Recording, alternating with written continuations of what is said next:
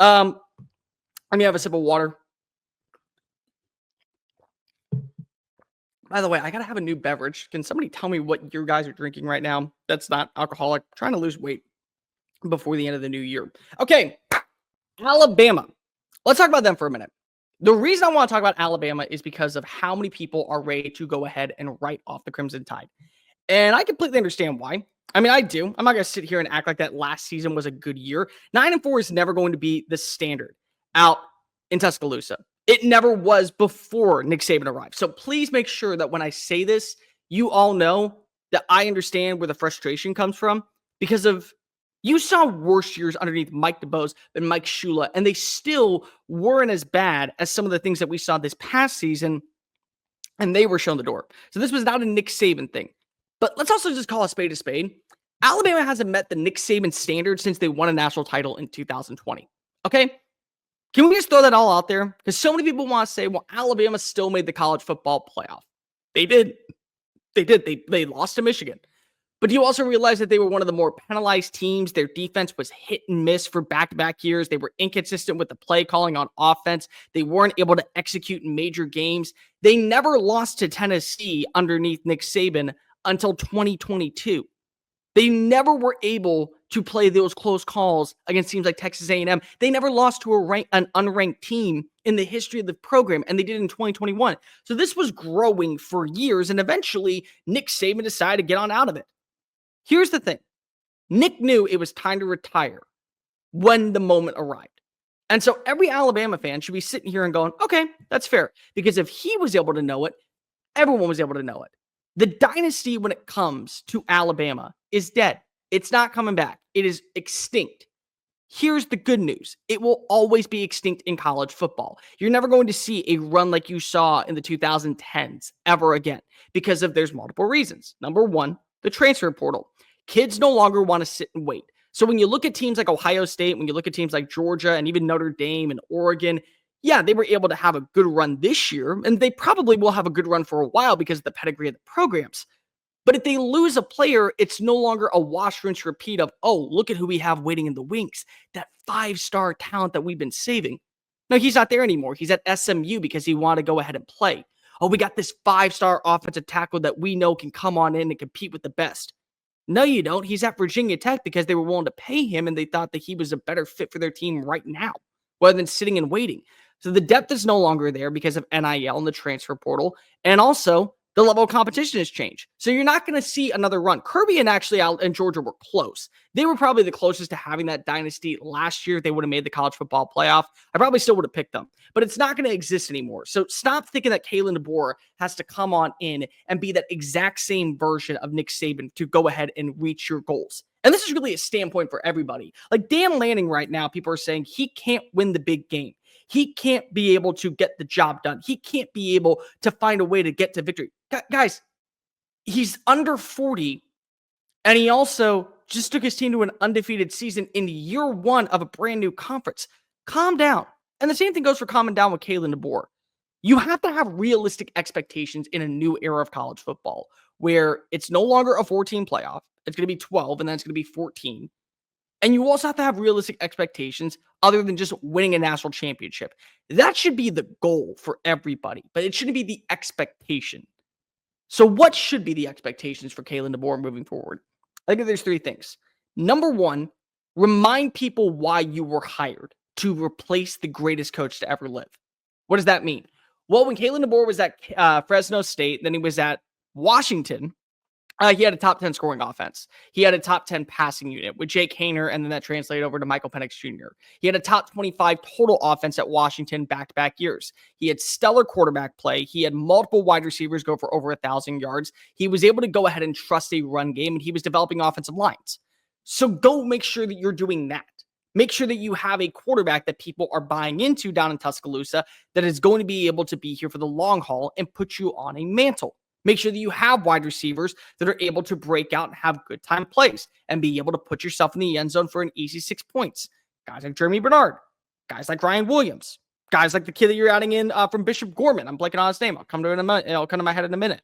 Step two, meet the Alabama non-negotiables. So there are certainly things that when you are at Alabama, you have to do if you want to be successful. The first is you have to have a top 10 recruiting class every single year. Actually, probably it's the top 7 recruiting class. Okay, well, he's already got that. Year 1, top 2 recruiting class in the country.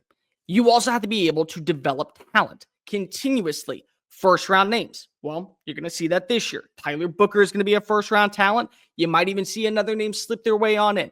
The other thing is that you have to properly utilize your resources in the NIL world. So you got to be able to shake the right hands, kiss the right babies, and put yourself in a good spot, because if you need that money to continue to work your way on in. And also, you have to be able to win the games that you're supposed to. If Alabama next year goes 10-2, and let's say they lose to, I don't know, Georgia on the road and an improved South Carolina team on the road, how would you feel about that season? Probably a lot better, because you're not losing to a Vanderbilt squad and an Oklahoma roster that is filled with flaws and insecurities right now. So you feel a lot better about that sense.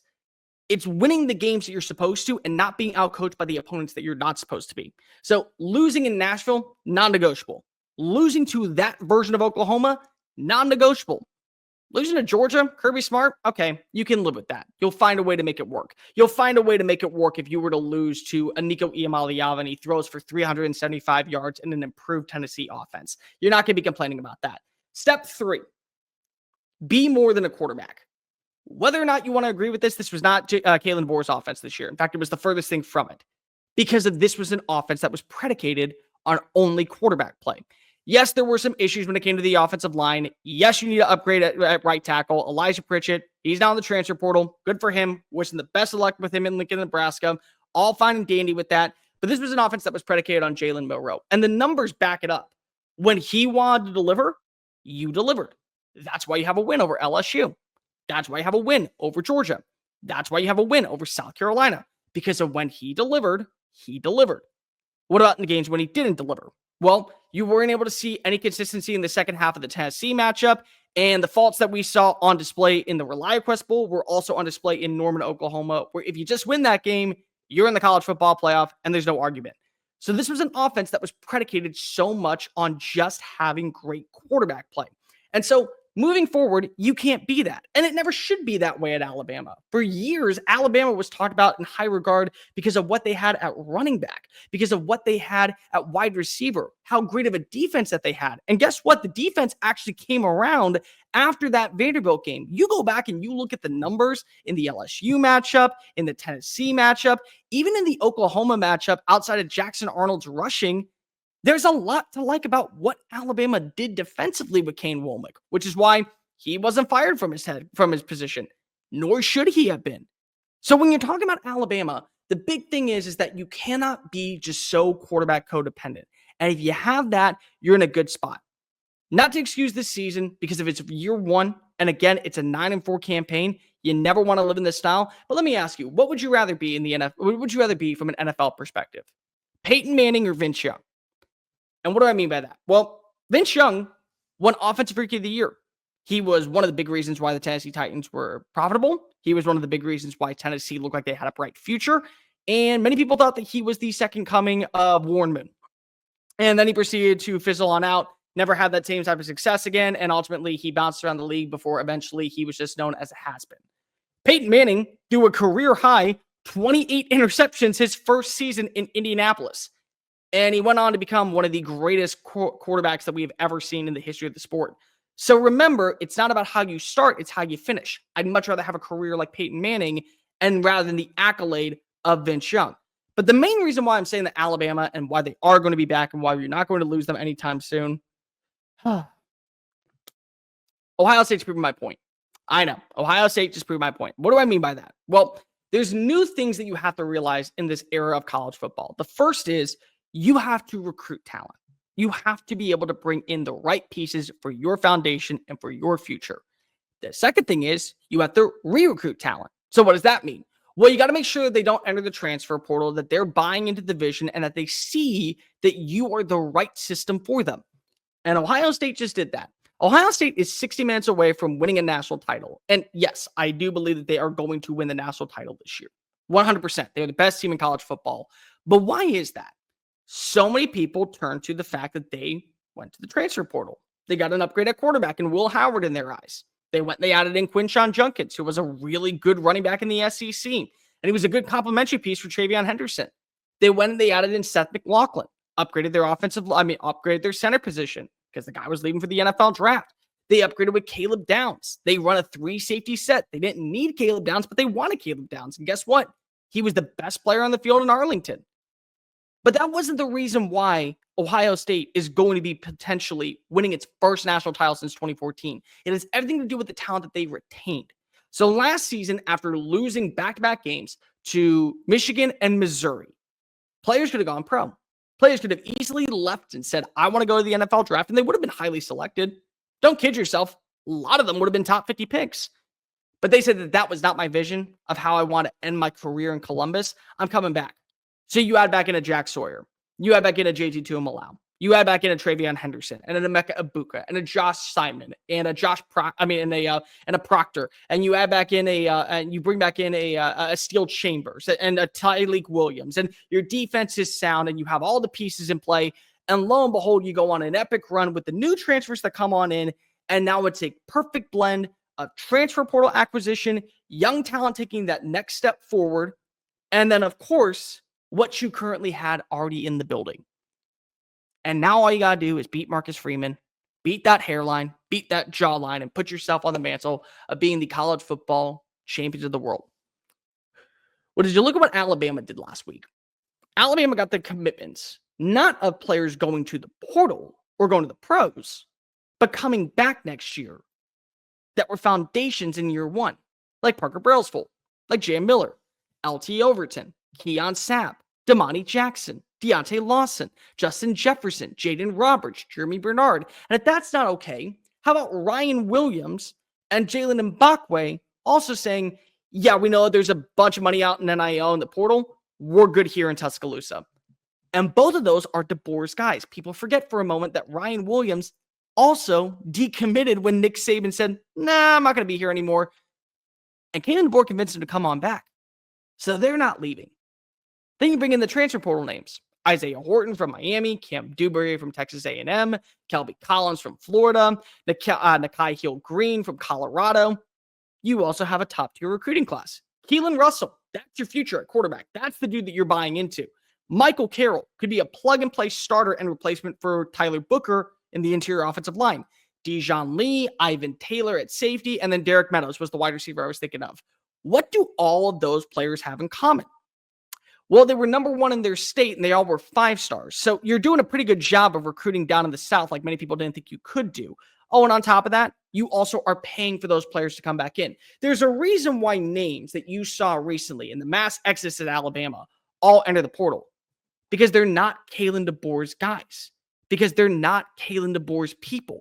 This is Kalen DeBoer's squad. So this year moving forward, what this offense looks like, what this defense looks like, what we view Alabama is basically a Kalen DeBoer team. Because you came in last year, you knew that you were going to have to make some adjustments because you were replacing the greatest coach who ever lived. And ultimately, you were able to prove to everybody that, yes, there were some faults. There were some bumps and bruises. But also, I got to win over the number one team in the country in Georgia, who also won the SEC. I went on the road and beat LSU. And I also got to 9 wins. Could be a lot worse.